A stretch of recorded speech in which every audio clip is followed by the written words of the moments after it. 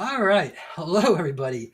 Welcome to the show. My name is James Rink. I'm the host of Super Soldier Talk, and we have two amazing guests here today.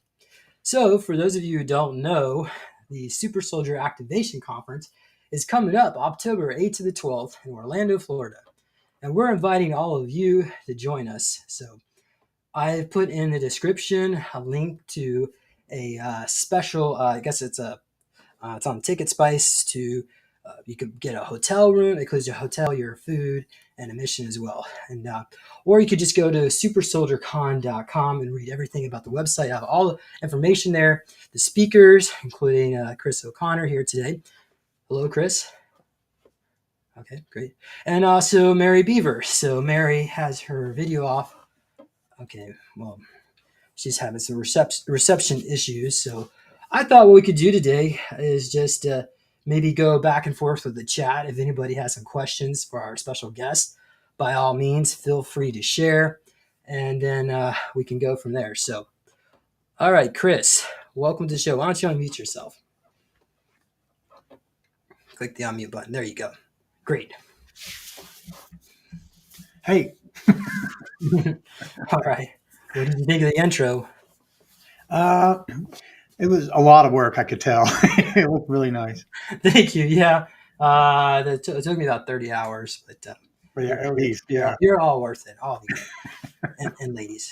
Too. Okay, so Chris is a. Okay, that was my punchline. Chris created the Deems device, a divine evolution electromagnetic micro singularity device, which was used in the secret space program for reprogramming memories, as well as a way for the body to regenerate itself more quickly. It can be scaled up as a med bed or as a pendant size. Chris explains that he worked with med beds, right? So you know how they work, right? Correct. Okay. Yeah. You can share a little bit more about that too, or also the trip seat technology. Did you happen to work with that? What do they call it? I guess trip chairs. It's not ringing a bell. I don't know if I know things like that by another name. Or... Yeah, so uniquely as a super soldier thing as the strip seat. But Chris O'Connor served 60 years in the secret space program with the United Nations as an intergalactic liaison from 1970 to 2030. And he's returned to a 2-year-old looking clone body during his time on Saturn. So you're still active. Yes. Okay. So it was Mimas, right? The Saturn station. Correct. Well, I'm calling it Mimas because I know that's the moon that we were on. Okay. I don't know. I don't recall what the Confederation of Planets called it necessarily. Yeah. But okay. All right. So he served as a liaison between different races, and based on his off-world experiences, he was able to create his own medical rejuvenation technology. Great. So tell us about some of the new projects that you're working on today. Recently. Well, I'm finishing up my book, which is a kind of an overall experience living, living two timelines that I have done. And it's just it encapsulates my entire life.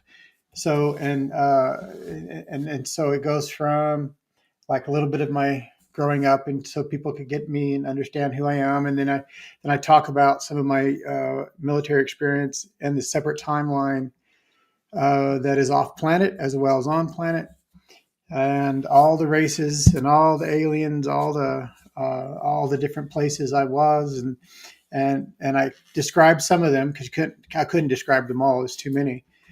And then I get into some of the spiritual teachings, the things that I learned that basically, as humanity goes and evolves more and more, especially up into the fourth density where we are heading into now, science and spirituality merge. And that's kind of it's a big thing because, we need tools right now, which is science. We need tools to physically do things. But as time goes on, the next few thousand years, it's going to be where we won't need any tools. And that's where we need to be. So, to make miracles happen, manifestation and healing the self and healing the body, mind, and soul. And all those things we can do with our own mind because we have to understand what we're in. And what we're in is a thought process, a computer program to be as understandable as possible. But it's highly complex, of course, and there we are living in it. And when we realize that we're living in it, and we realize we can adjust and change it through thoughts of manifestation, then that's when we move on as a race. We can move off planet and have some amazing experiences. Okay, thank you. So I was wondering about this because let's just say we were to physically get on a ship and go to Venus, right? Of Mhm. course, NASA says it's like whatever 1,200 degrees, and but then how did the parachute land, right? If it's 1,200 degrees, they don't tell you Mm. that, right? That's what you get. So I'm wondering if I know some whistleblowers they say Venus is like this tropical world, so it's like a higher density, a higher frequency just outside of phase of ours. Is that pretty much cover everything in the whole universe? So you have to be in a higher density to be in a secret space program? The whole of the universe is available to us now in this space that we're in. We just don't know how to access it. And part of that is through soul evolution and your soul living over multiple lifetimes and learning more and more and more. And then your physical vision begins to change. For example, over the last several years, my vision has changed. I can go outside into just look into a black sky, and it's just not black for me. What I see are all these ships and beings just kind of floating around and dots of lights darting around, and that's because I've kind of practiced it, right? Anybody can accomplish that. It's quite simple, but it's a matter. I call it a perspective lens. It doesn't matter. We could all be standing in the same density, the same dimension, and we could all see something different based on the work we've put in, Hmm. and that's just part of the process. Okay. Great. Okay, so let's go. So this next question refers to the United Nations. So uh, you might be the only person that I'm aware of that says the United Nations has a secret space program. So how does that work? Is it? I mean, the other countries give them money, right? I mean, or unless they have their own breakaway. It's a completely separate group. It's a We have an embassy on Mimas. We have embassies on other places as well. I say we, meaning Earth humans, and we have a set of representatives. And I don't I don't know if we called it the United Nations, because we always just refer to it as Earth, meaning everybody and everything involved. So because I'm blurry with names, I just have all the other visual memories and such. So it is what we would refer to as the United Nations, Hmm. but it's a separate organization. Okay. What are some of the trade products that are going on between planet Earth and these different planetary corporations? Uh, well, it depends if you're talking a service to self or service to others.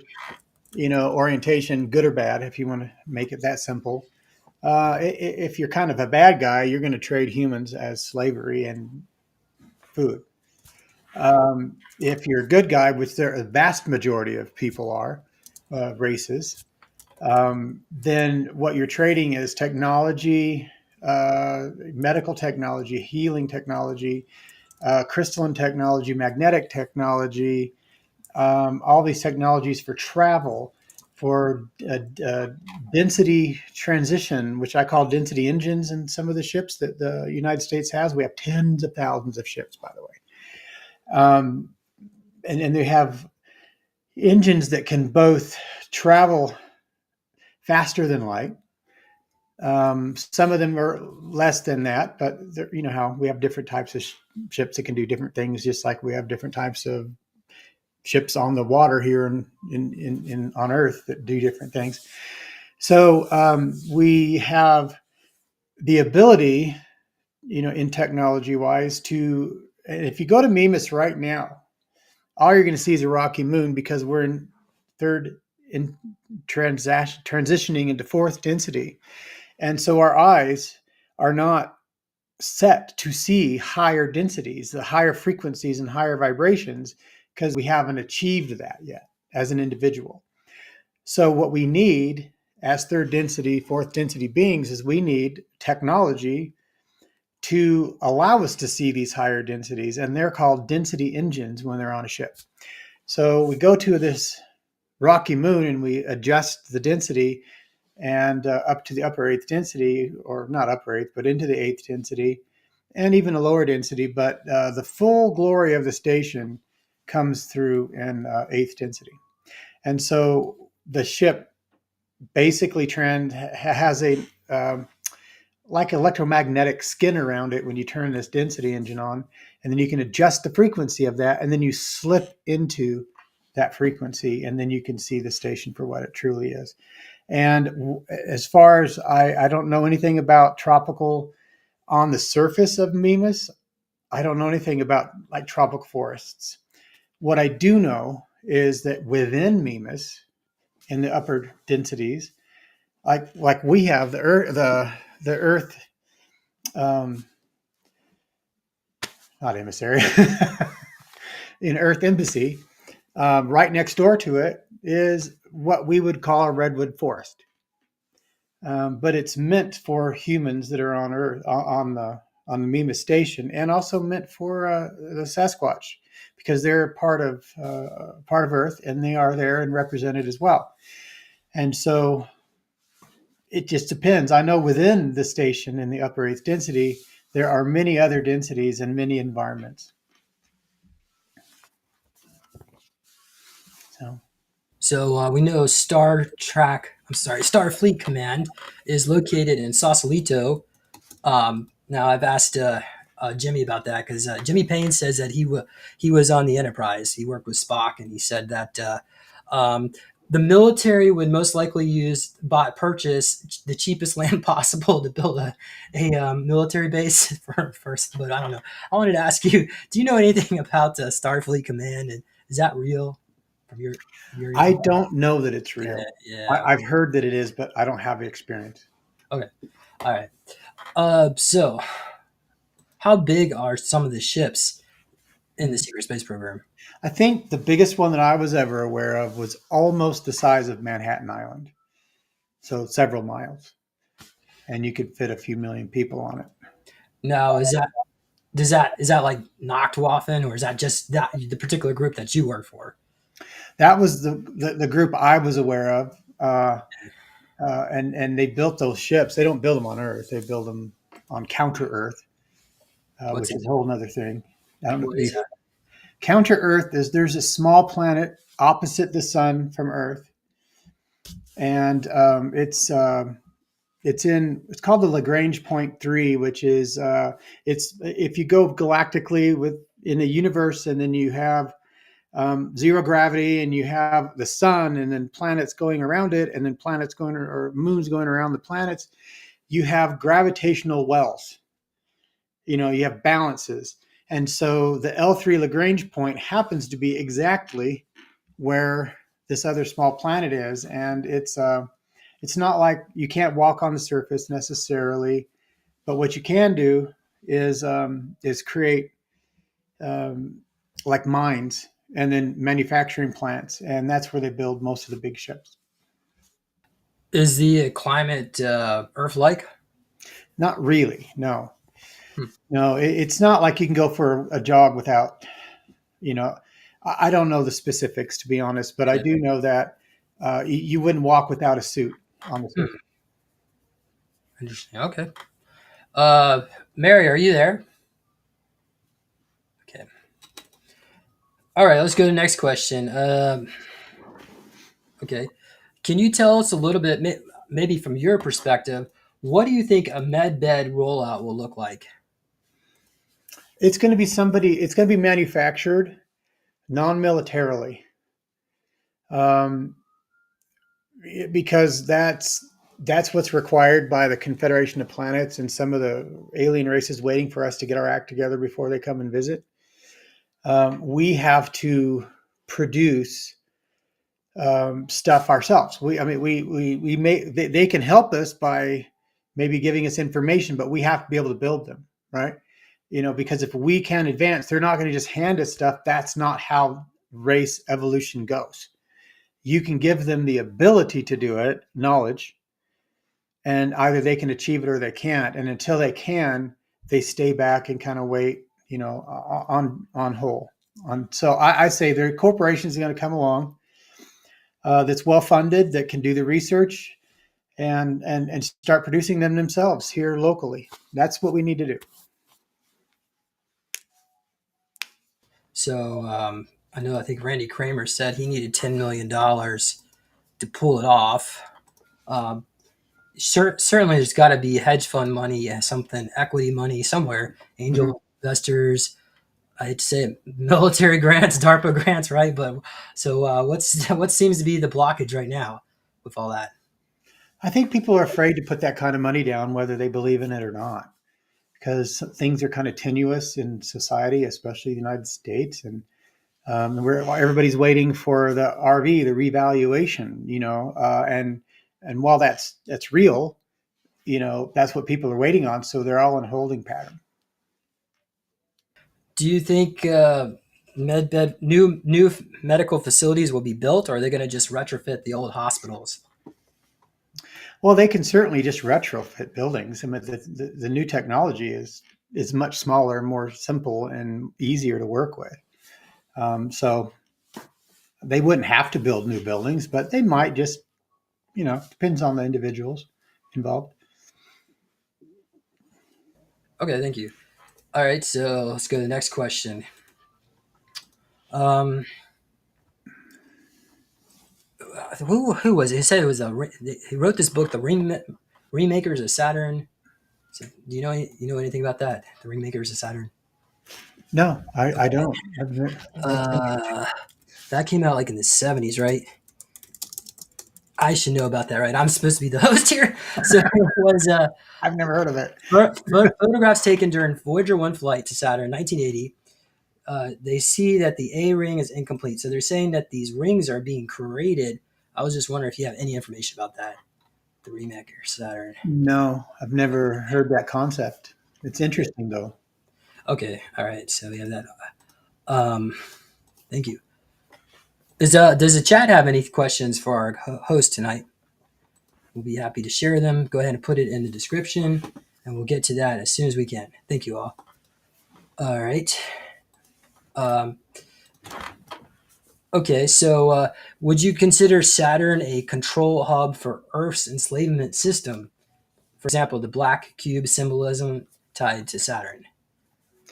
Well, we can't judge an entire planet based on the actions of those who claim to own it. Hmm. We just can't, because the planet isn't negative or positive. It is just what it is. It's all densities wrapped up, and some densities and some vibrations, like Earth, the vibration of Earth that it emits, the Schumann frequency of Earth is a very similar frequency to the frequency of love. So things that feel that frequency and are part of that frequency gravitate to Earth. And so Earth will always be that. Saturn isn't necessarily that frequency. It's a different frequency where other entities will be attracted to it, but it's not the planet. It's the actions of those on it or near it or around it.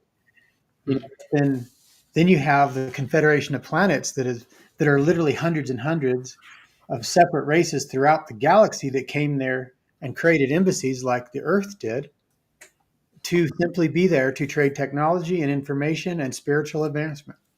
So, I think it does a disservice to all of us to put any specific negative understanding or fully positive understanding on Saturn.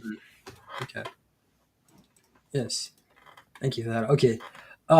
So can you tell us about the different factions of the SSP and they're competing with each other, or are they all getting along? Is it all everybody just Well, I've never known them to get along. There are different factions, but I wouldn't say of the SSP necessarily. I would say different factions of off-world humans. Some of whom have left. They left in the 40s, 50s, and they created I think, what we most often refer to as a dark fleet, meaning they're out doing things that don't represent Earth and you and me. So they're out there doing things that are bad, basically, what we would consider bad: stealing, pillaging, killing, such as that, and be creating enslaved races and trading in slavery. Those aren't the people that we on Earth want to be associated with, and that was part of my job on Mimas, was to separate that understanding, to say, listen, those are those. Yes, they're Earth humans, but they're not representative of Earth. Hmm. They're outside faction, but this is the catch. This is the key. This is something people really need to understand, honestly. Um, and this applies to every advanced race out there, humans included. That when we have Earth humans in over 100 that I know of or knew of, over 120 different locations, other planets, asteroids, space stations. We're out there, and we're all considered of the same race and of the same planet. So if the Dark Fleet goes and does something really bad, you and me are held responsible for that on a Hmm. spiritual level. And these are the spiritually advanced lessons that we will learn soon enough. So there are different factions of what we would call the secret space program, but it's mainly off-world humans. And so my job was to be the liaison to, we had one particular um, incident that I recall quite vividly, where the Dark Fleet went and killed 300,000 people from on another planet because they wanted their resources, and they wouldn't trade with them because they knew they were the dark version of what they were working with on Mimas, with the Earth embassy. So they didn't want to trade with them. They turned them back. They turned them away. So then they attacked them and took what they wanted anyway and killed 300,000 of them. So my job was to sit down with them and negotiate something. Now, that didn't go as well as I would have hoped. I ended up being killed and then moved into a copy of my body, and to save my life. But the fact is that there are multiple factions, of Earth humans out there. And if you want to call them SSP, that works. Thank you. And thank you, chat members. We got some great questions coming in. So Good. I want to ask, do you believe Earth's governments are just puppets for off-world councils or corporations?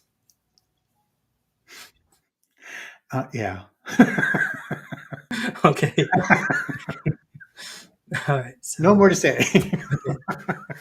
I Well, mean, they're not all, not everybody, of course, but okay. Well, that goes back to somebody was asking about Trump. Is he a double agent? What do you I don't think? know. I Intel? don't think anybody could be in a position like that and not be. Yeah. So through remote viewing, it looks like he's in the Cheyenne, the Cheyenne Mountain Complex. Sorry, and with Nikola Tesla, and he goes back and forth with the Federation. And there's a clone of him in the public. Oh, I'm sure they're clones of all of them. Yeah. Okay. So that answers your question, right? Puppets. Yeah. All right. So, how involved is the Vatican in intergalactic affairs and secret technologies? Do they even have access? They didn't have access until a number of years ago, if you all recall, just a few years prior to, I forget who it was, which pope, actually released that aliens and UFOs were real. They kind of had to at that point because they had a lot of their technology, and it was part of the evolution of the church. But they're just as bad as any government, in my opinion, for keeping us held down.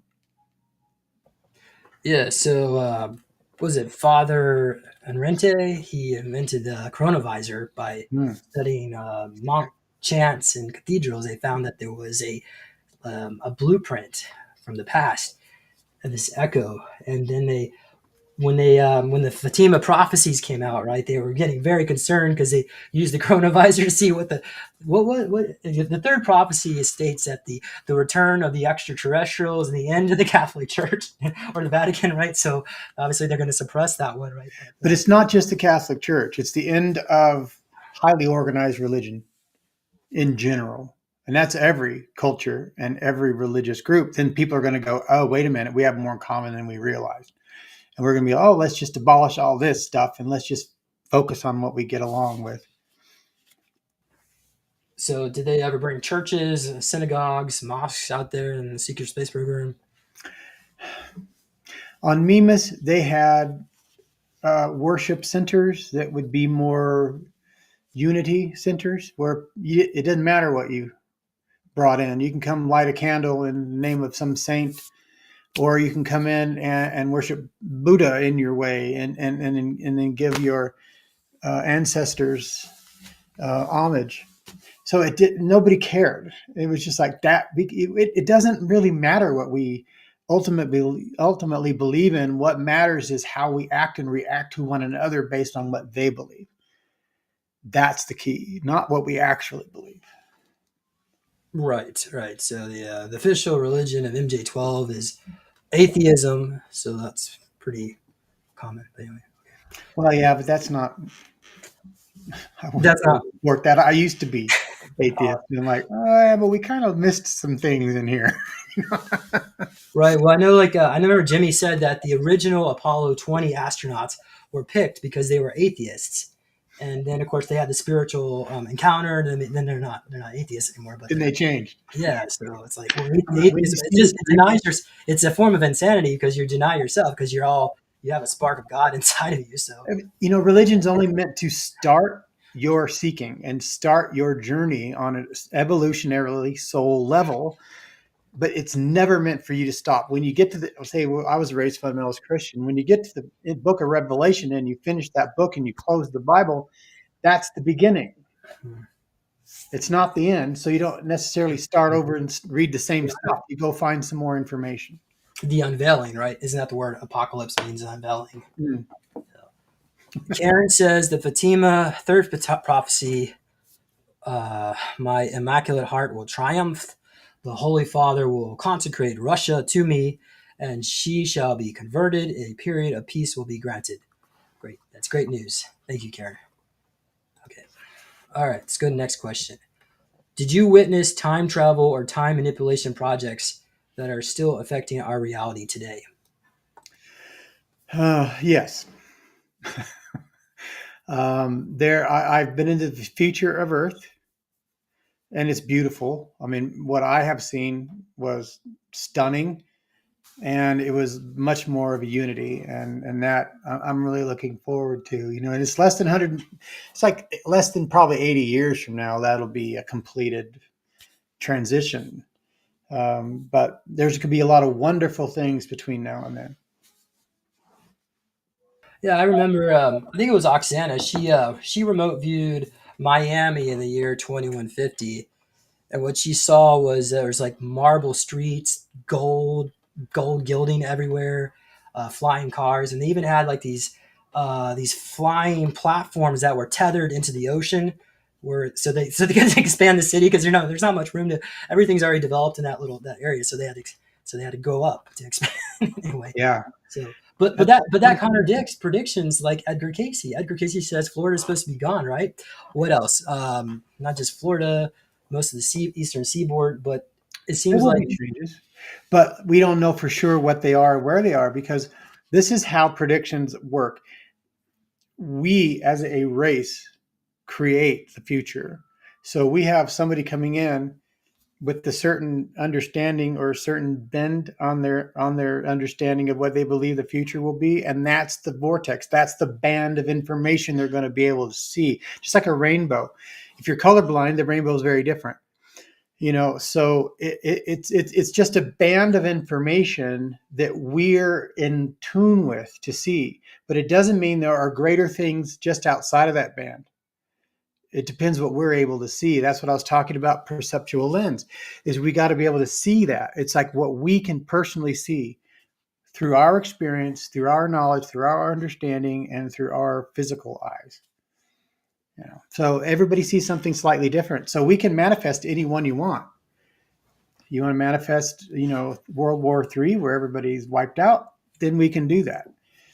It's up to us. We just have to kind of get together and figure out what we want as a race. oh, Okay. Thank you for that. So I was thinking about what they say predestination. There's no such thing as predestination. We all have free will. Only possibilities. Only possibilities. Thank you. Thank you very much. Okay. Anchor Heaven Mystical Wellness is asking, does Chris remember an Ankh controlled device similar to the Deems device used in an Octawall phone? Yeah. We didn't call it the Deems. That's my name for it. But there were a number of technologies, and the difference with the ones that I believe they're referring to are that they were electronic and programmable via computer, and then they could do things that, like my device, for example, can't do. My device only works with the energy system and the physical body for healing and such. But those devices, they could take your memories and they could extract your soul from your pineal gland. That's where everything's seated, because that's what's creating the vibration. We all have a separate frequency, and that's like we all have different fingerprints. There are no people with the same fingerprints that ever existed and ever will, because there's too many variables. And it's the same with our frequencies. Now, they could be extremely similar, but there's always a slight difference because it's our brain, physical brain, creating that frequency through the calcite crystals in your pineal gland. So, because of that, we have the ability, and the device that this question is referring to, they know your frequency. If you're part of the programs, they know, they've already measured your frequency and know exactly what to do and how to work with you. So if you come in and they want to erase your memory, they just punch in your soldier number or whatever you might have, contract number in my case, and then that all that pops up on the computer, and then that they pre-program that device that look just like the ones I built, to be honest, but theirs are programmed, and mine aren't. Mine are fully natural, fully magnetic and piezoelectric and fun stuff. So, Chris, what if you don't consent? Well, you do consent, whether you're fully aware of the fact you've consented or not, and that's kind of a loophole. But if they're not going to come down and kidnap you necessarily, not it depends who we're referring to. There are races that will do that, but anybody that's in the Confederation of Planets would never do that. And if they're doing that and they're part of the United States military complex, then maybe it's possible. It has happened, but for the most part, there certainly are. Like, even in my own personal experience, there were young people that were taken, but you don't know the circumstances. We don't know the agreements that were made when those kids were taken. Could have been agreements with their parents. And sometimes we make agreements before we're ever born. In my case, I did the very same thing. I agreed to be taken when I was 2 years old, before I was born.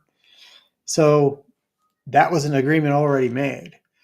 And we do that a lot as the spiritual beings that we are. And we do that because it's experiences, and even if they're horrific scenarios, it's worth it when you're hundreds of thousands or million-year-old soul and you come down here for 70, 80 years.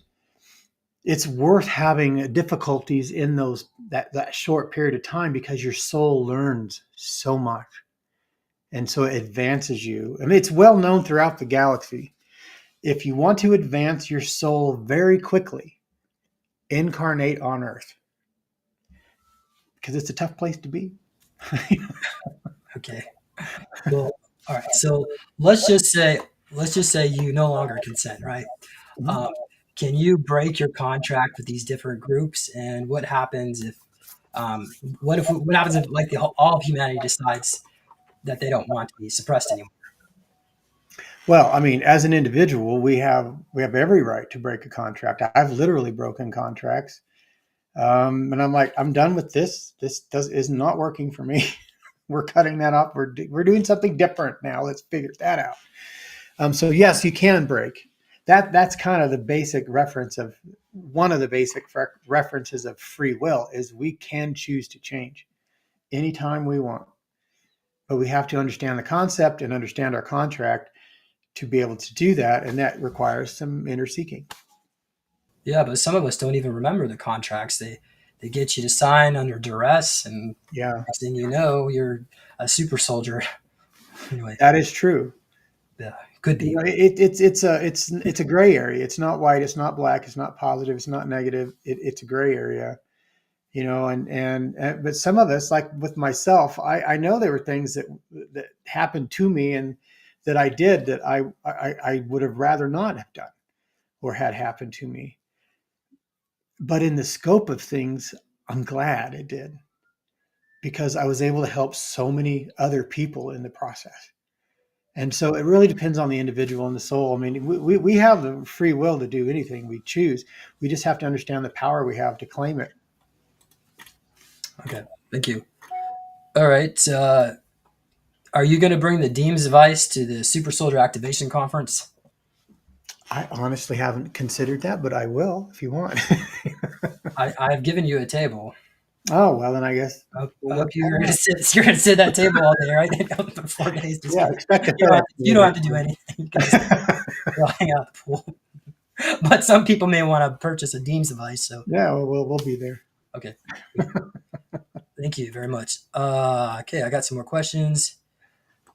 This is going to sound like a stupid question, but have Bigfoot ever been seen off planet in ships or other places? Yes, absolutely. They travel. They're well, depends on there's okay, two terrestrial species of Bigfoot and one second density species of Bigfoot. Now, the two main ones, the two physical ones that are always physical and they can't necessarily change their form. One is more animal-like and a lower density, more animal processing, and then one is a race from the planet Maldek that was destroyed, and they all came here to reincarnate. But they were as smart or smarter than humans at the time, and they retain that intelligence. So they're the ones that travel off planet now, and they actually have they're a part of they live in that what I referred to that as a redwood forest on Mimas next door to the Earth Embassy. They live in there. That's where they live. They prefer being in the forest. They prefer being, they have homes, but they're caverns. They've turned into, really some nice places. But it's not air conditioned and it doesn't have heating and it doesn't have, Wi-Fi, because they don't care about any of that. And they did that as because they accidentally blew up their planet. They created an AI system that ended up blowing up their planet, and it wasn't a nice AI system. They created something bad because they were kind of negative at the time. But then this is their restitution. They're trying to relearn their lessons here on Earth. But yeah, they're off planet. So if you end up blowing up your own planet, you sort of become a piranha of the rest of the universe. Nobody really wants you to be around your species, right? So, Well, I mean, they want to make sure you don't repeat your mistakes. oh, I guess so, right? Hopefully, okay. But I have a question. You said there were redwood forest on the moon of Mimas. How's that work? They're How's that within the possible? moon. They're in the upper densities. They have space. This is a huge space station. It's 123 miles across, and it's a sphere. So you can get a lot of stuff in there. There's oceans. There are many different environments and different density levels. So for the most part, if when I was there, I could only go to a small area, which was still pretty huge, but a small area of the station. I couldn't go, to like a upper fifth density. There's just no way. I would burn up instantly. And I didn't want to go into too much of a lower density station because there's nothing to gain by that. So it depends what and who you are, the atmosphere you breathe, the density you're from. So within the space station I'm most familiar with, where the Earth Embassy is, and some public spaces. It was quite huge, and they built for us through thought. We didn't build it. The entities that built the station actually created a forest so that we would be comfortable as humans and as like the Bigfoot race, because the Bigfoot race, what we call Bigfoot, I don't recall their original names, or if they have one, I don't know. But they actually believe very much so that you need to remain within your environment to create a healthy, happy population on the space station. So part of that is we have a beautiful, absolutely stunning embassy on the station, and next door is a forest. And so that way, I would walk through the forest just randomly, whether it's on I don't know, you call it a lunch break or not, but and you'd see a Sasquatch in the bushes and trees, and they may nod their head at you. I mean, it's much more communication than it is here on Earth because we're afraid of them. And so, because we're afraid, they just stay in the distance and they watch us from behind trees. You know? But they do that so they're not shot and killed either. You know, they had to protect themselves. You know, but yeah, I hope that answered the question. Yeah. All right, so some of the pictures I was showing a little earlier showed the moon of Mimas. So Mimas is 246 miles in diameter, and it's ovoid. It's like an egg, right? The egg shape. So now you just said 100. What'd you say? 143, 143, 123, whatever X amount of miles. So is this? Is it the entire? Is the forest growing on the moon in a higher density, or is this inside a space No, station? it's within it. Okay. So you can imagine the Death Star from Star Wars. Well, Mimas was named. Well, this is interesting. You talk about soft disclosure in movies, which happens every single day. In 1973 or 77, whenever it is that Star Wars originally came out, the first one, and there was the Death Star, it came out before the first photos were taken of Mimas, which happened to look exactly like the Death Star. That was intentional. And even Spielberg and them, they didn't know what they were doing, but they designed this space station, and they were helped by the Confederation of Planets because they wanted people to begin to understand that they're there. And so what we see now, and you know, if we were to go there, like I said earlier, if we were to go there on a ship, we would see a rocky moon, much like if we went to our moon and looked at the surface. But then when you turn on that density engine, then you move into the different frequency. You disappear from third density, like spaceships and UFOs we see just disappear because they're moving into another density or dimension. And so when you do that in front of Mimas, then suddenly this space station, this Mimas station, this rocky moon is now a metallic sphere, just like the Death Star. So they're sharing what they have with us, and they did that in the first Star Wars series. So everything is inside that moon, and you can dock with it, and then you go into the Earth embassy, and then you can see that, and then you can interact. It's multiple stories tall. I mean, it's hundreds and hundreds of stories tall. It's huge. There's an entire ocean within the station, you know, supporting a number of aquatic races. 3i Atlas. What intel do you have on that, if any? I don't. Okay, good answer. Good answer. Okay. So let's go on the next question. By the way, pocket reality universe, pocket universe technology means it could be bigger on the inside than the outside. Oh, certainly. TARDIS. We love the TARDIS.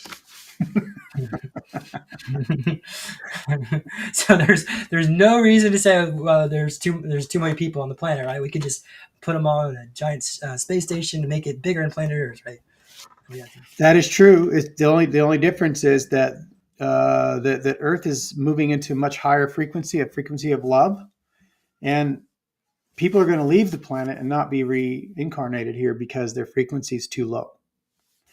So if there's a reduction of the planet, just know that people that are coming in are highly positive.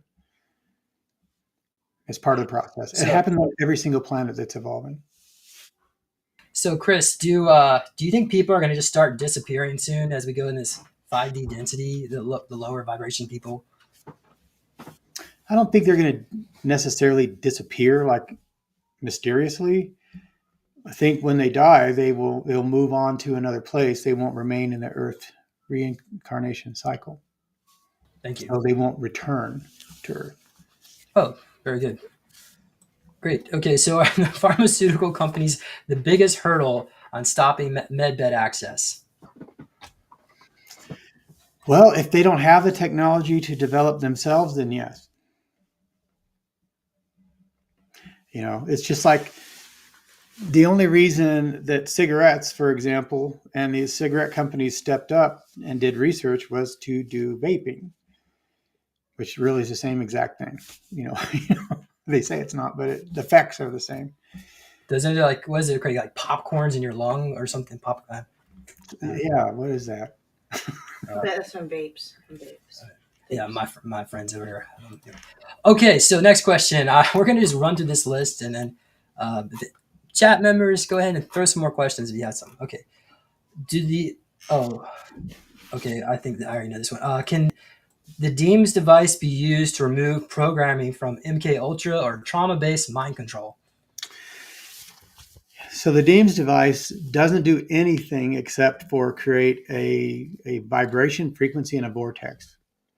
What you do with that vortex, if you go in and you focus and you want to remove some of these programs, then that will likely happen because now you have a bunch of more energy assisting you in the process versus just being us, you know,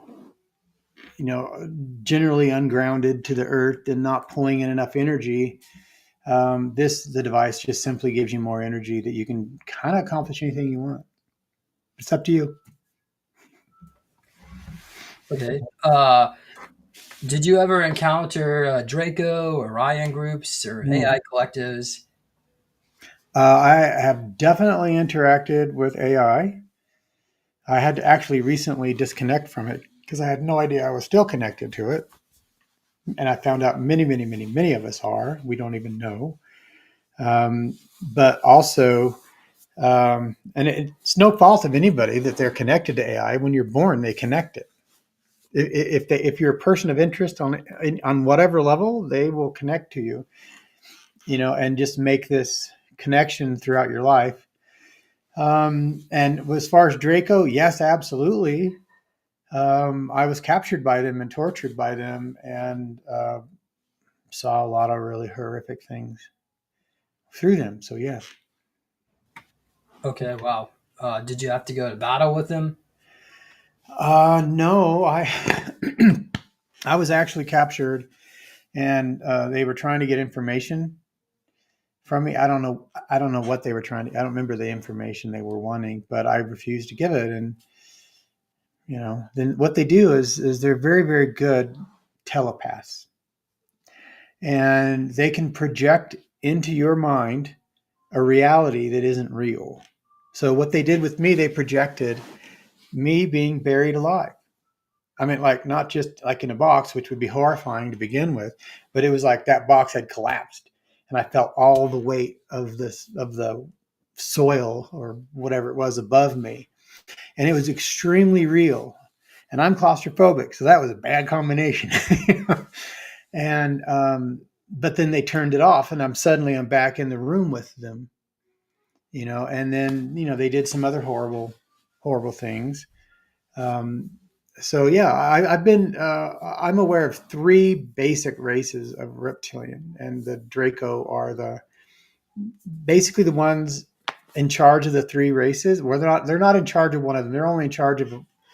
There's a lower race that look because the Draco have a almost humanish look, and then there's a lower race that's shorter and much more stout. They're sort of a slave race of reptilian, and they look more like modern Godzilla films, but more human shaped, but their face looks like that. And then there's a third race of reptilian that are actually from Earth. They're honestly the only true Earthlings. We're not the true Earthlings because we're from other places.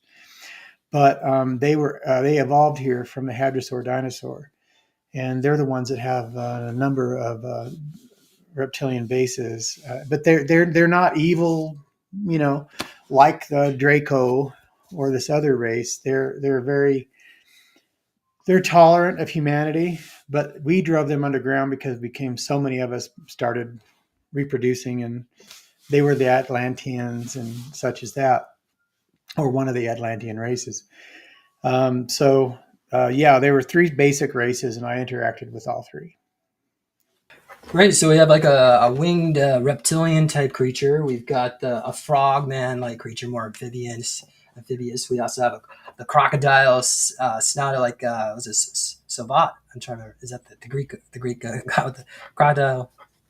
Anyway. Okay. So yeah. So great. There's lots of different. And there's a velociraptor type that's very carnivorous, but they're going to have to learn to not eat people anymore, especially if their species does not want to be eradicated by humans 1,000 years from now. It'll take some time. So Well, they'll have that's just part of the process because a lot of those are actually from Earth. We can't kick them off a planet they evolved on, but it's part of the evolutionary process. And we'll end up with other technologies and other abilities like telepathic and psychic abilities where we could just say, back off, and they will. So we have to evolve. We're part of this environment, just like they are. But there's only a few, and for the most part, they don't do all that much damage overall. I mean, we don't want them to kill anybody, but they'll learn just like you and I are learning. Have you ever seen the planet Earth from a spacecraft? And Yeah, if yes, what shape is it? it's round. It's a sphere. It definitely is. I promise. Yeah. Well,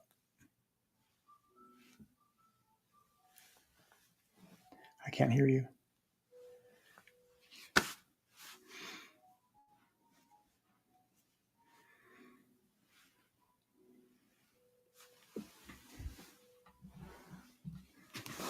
I, I can't hear you. I don't. Can you hear me?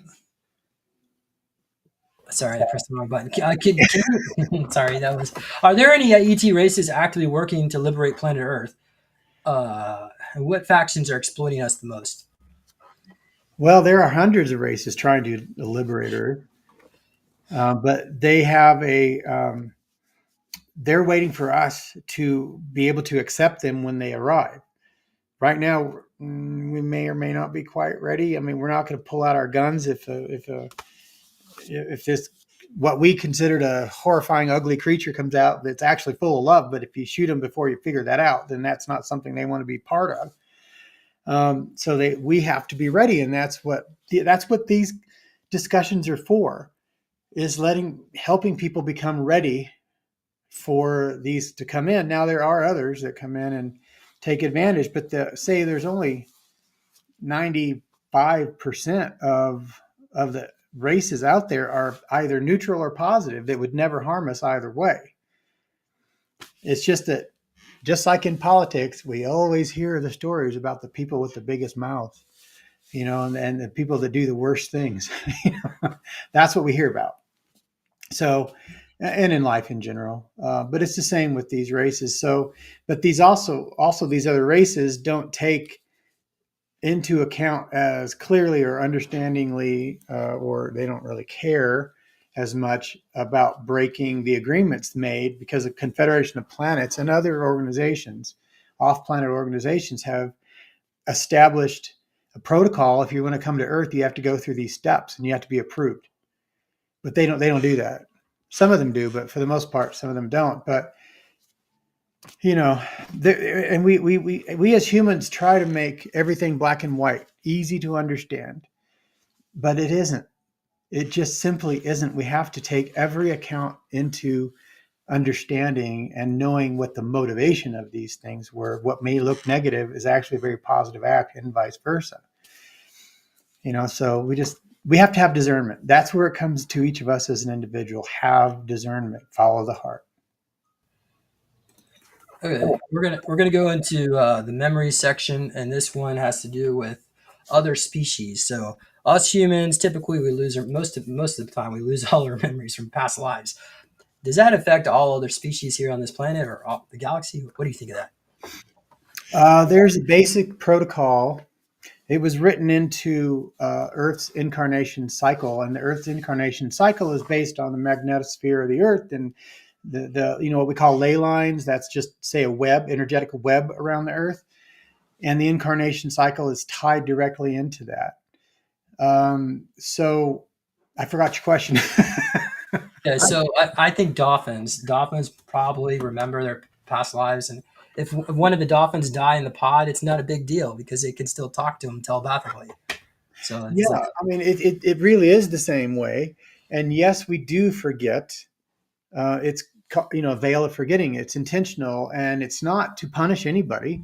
What it is to give everybody the opportunity to come to Earth, and then the journey that we're on is remembering who we are, and that is what advances the soul. So if we just came here and remembered everything every time, it's like if you're playing poker, for example, you know what everybody's cards are. You might win every single hand, but how much fun is that? It's really not. So if everybody's forgetting and nobody knows whoever's hands, whatever cards they're holding, then we have to play the game and we have to see and work. And that advances our understanding and that advances our soul. So it levels the playing field for everyone. Some people bring some of that in, some don't. thank you. Okay, let's go on here, and then we have a question from the chat too. Okay, great. Why do you think disclosure is happening so slowly? Is it controlled drip feeding, or is there a fear of mass panic?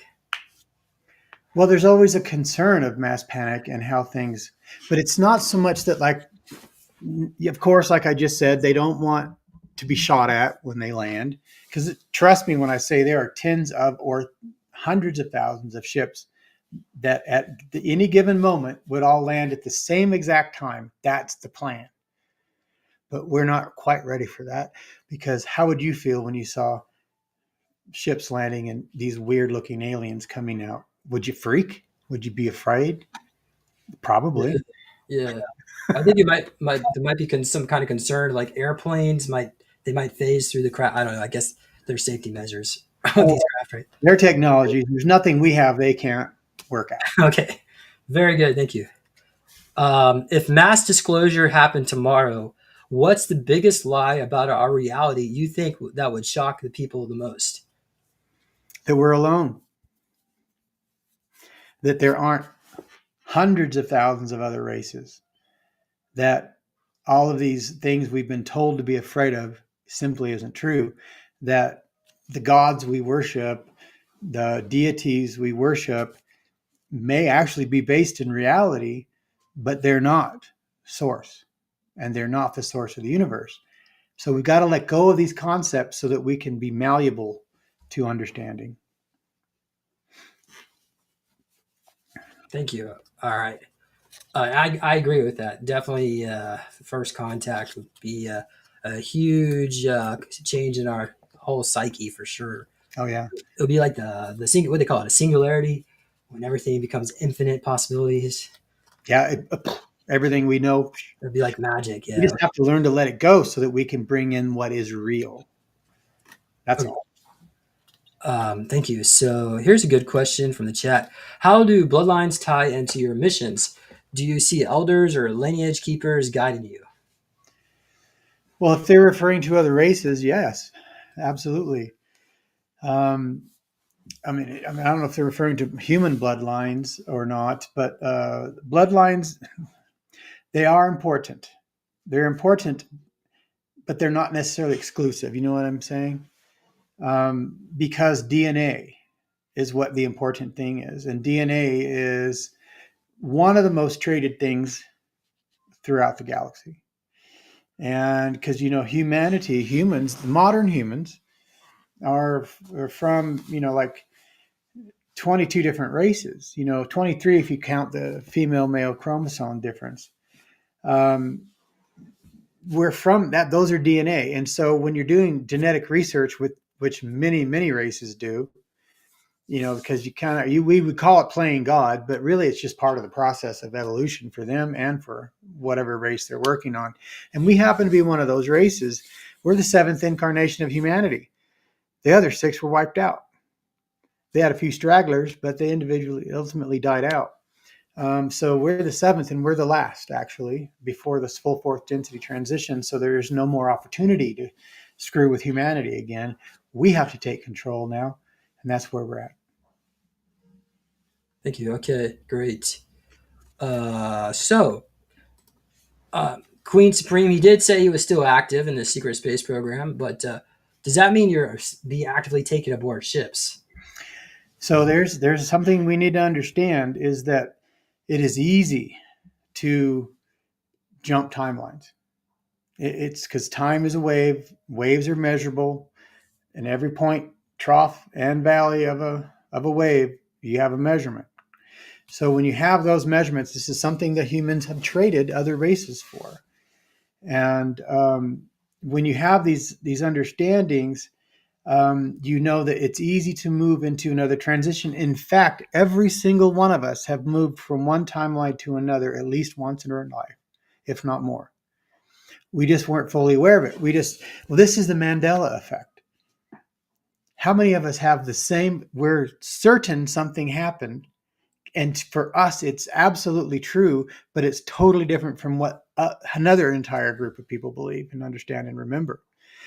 That's because those are separate timelines and they cross over each other. And when they cross over, then you can get multiple understandings, or say, I guess I think Fruit of the Loom is the one that comes to mind, where some people say there was a cone, a cornucopia on the label of Fruit of the Loom, and other people say that never existed. Well, I remember it existing. Same here too. And I'm like, and then Fruit of the Loom says we've never had that logo. But somebody did some research. They actually did find like a prototype that they were considering. It's like deep buried in the archives. So That's cool. yeah, and it's also like that I don't know if you've ever seen that movie Kazam.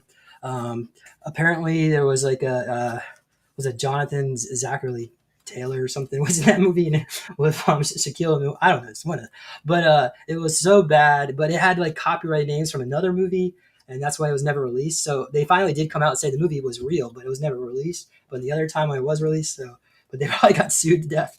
So that's the crossover of multiple timelines, so that their timeline cross each other. So in both timelines, Fruit of the Loom existed and had a design. In one timeline, that design went one direction, and in another timeline, it went another direction. But that is what, when I say I'm not currently in this physical body serving in the SSP. However, there's another me on another timeline that is still serving. He's on Mimas now, and he won't be back until 2030. Oh wow. Well, I remember back in 1989. I was watching the news and it had Tiananmen Square massacre, and I remember the tank running over the man, the student, whatever was the protester, and I remember the reporter saying how evil the CCP is. It needs to end. And I remember how they were all there, and their mouths were like open. They were just shocked. Like a lot of them just they were expression. They couldn't express how evil it was. So then I was reading on the internet that it never happened. And I'm like, well, what do you mean it didn't happen? I had to go back and look at the footage, and I see the guy was escorted away. So Into the crowd, and he disappeared. yeah, and then and his family was taken after that. a lot, yeah, and they did kill a lot of those students, unfortunately. Yeah, but it wasn't on video, and I've heard both stories, and I'm like, well, mine. I remember when he was walked off, taken out into the crowd. Okay. All right, great. Well, that's it, Mike. Okay, we do have a few more questions if you're willing. Yeah, I'm good. I'm here. Okay. I don't understand why some people feel aches and fatigues after waking up from astral traveling. Do you experience that? I do. And I'll wake up with, I've woken up with punctures in my leg. I've woken up exhausted, like, I worked an entire night, without stopping. And yeah, that happens because, our soul, our consciousness has left our body at that time. And so we're in another space and time, and probably another density or dimension. And we experience that exertion of energy, or we experience physical interaction with some object that would create an injury. So you come back, you bring that injury back with you. And sometimes you're actually physically taken. So, it really depends on the moment and the time. Yeah, thank you. Thank you. Yeah, and I personally experienced that too. Yeah. Thank you. Okay. What does Chris see for Canada's future? Well, it's better than, within our relationship now. It's not our fault. It's Our not our Canadian fault. friends. But anyway, no, it's all good. It's all good. Does it still exist? Is it part of the U.S.? Yeah, well, We'll find out. we'll find out. I don't know about I know that. you're really sensitive about future questions. What's up with that? I am. I can't. There are things that I do know. I just generally can't say because I don't want to be part of the influence. Yeah. All right. Is there going to be an RV form of Nasara? I guess surely you can answer that question. Yeah, there will be. There is. It's still in the process, and it may. Is it going to look exactly like we're all hoping it will? Because then we'll all end up being wealthy. I don't know, but Right. it's certainly a change. Yeah. There's certainly an equality that will come through, and that we need to embrace that equality part because it's going to help all of us ultimately. Thank you. Thank you. And abundance will be so plentiful, no one will even care if their XRP is $1,000 a coin. Okay, don't worry about it. You have plenty. Okay, thank you. Okay, all right. We're gonna wrap it up. So why don't you tell the audience members a little bit what you might be speaking about at the conference, if you have an idea yet. I'm gonna put you. Well, I do. I just this is interesting. I've decided not to tie myself to any one specific thing necessarily, like creating a presentation that is kind of like out of the box. I'm like, nah, I don't want to do that. Not with these folks. These people, if they're your listeners, they're already advanced, and they have their own questions. So a good portion of what I'm going to talk about is whatever questions people have that are there. Because that, to me, that's the most important thing. I mean, I can talk to you for hours and hours and hours, and I may never say what it is that you want to know. So I'll just talk a bit about my overall experience being off planet, being on Mimas, some of the experiences I had, some of the races I met. But a lot of that time, I'm just going to open it up. And if nobody asks questions, then I'll just keep talking again. So I want it to be super interactive with everyone. Thank you. So David, Mary was unable to join us. She was in rural, I believe she was in rural California, Northern California, somewhere where the reception is really bad. But yeah, okay. So, okay, great. Thank you so much for that. So everybody, I invite you to join us at the Super Soldier Activation Conference that's coming up this October 8th to the 12th. So we're about 3 weeks away. And I just want to mention that we have different ticket types. I created a package, a bundle package, where it has your hotel room and one meal plan.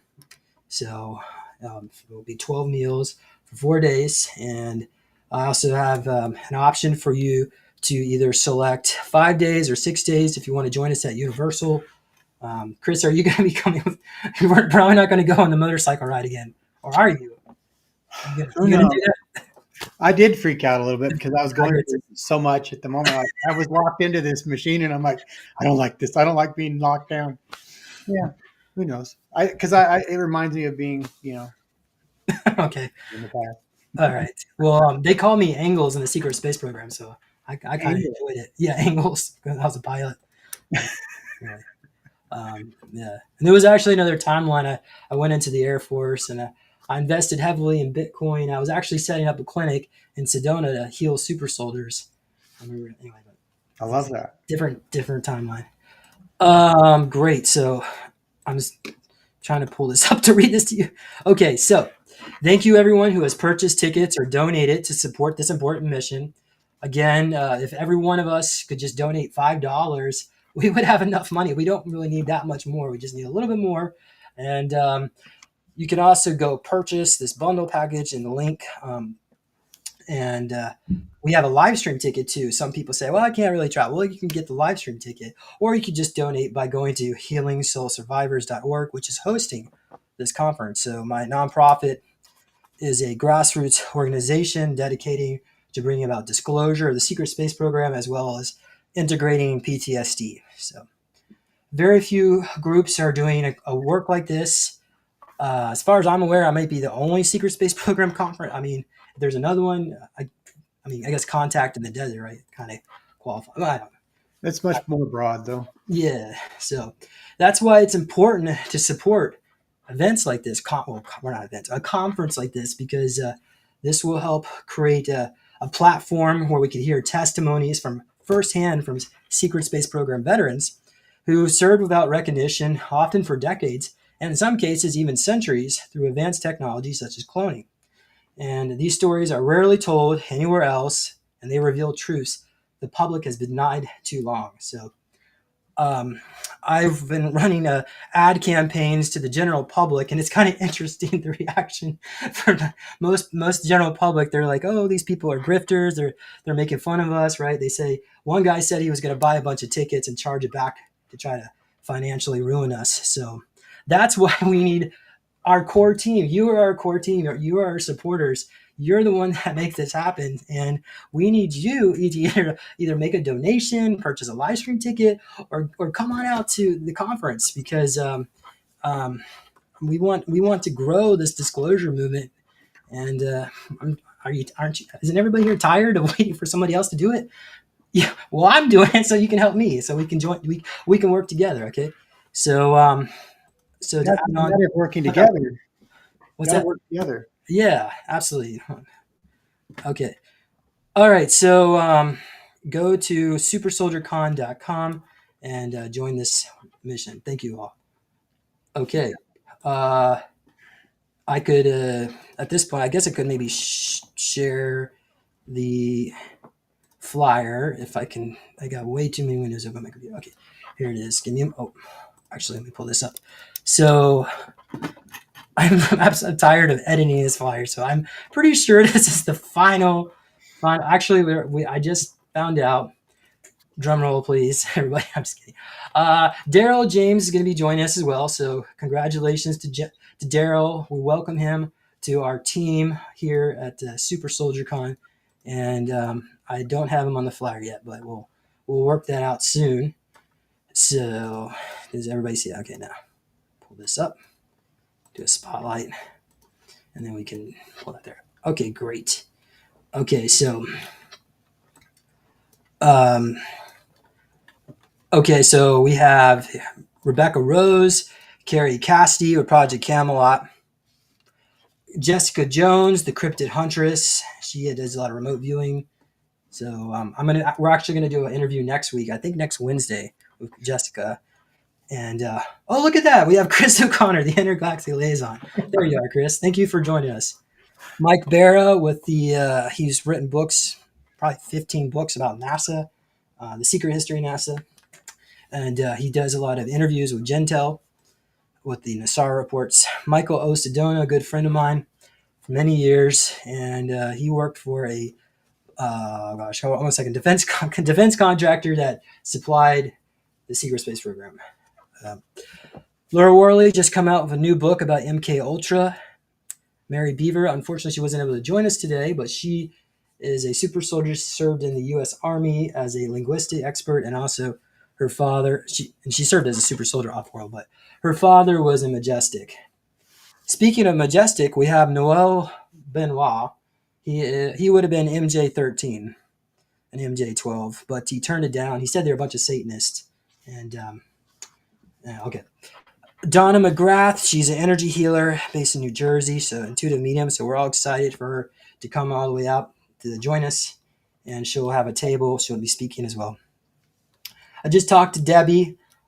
So Debbie, she needs her hotel room booked. So that's why we need you guys to start buying tickets. So because we got to get Debbie. All these people need to get their hotel rooms booked. We want to support the veterans.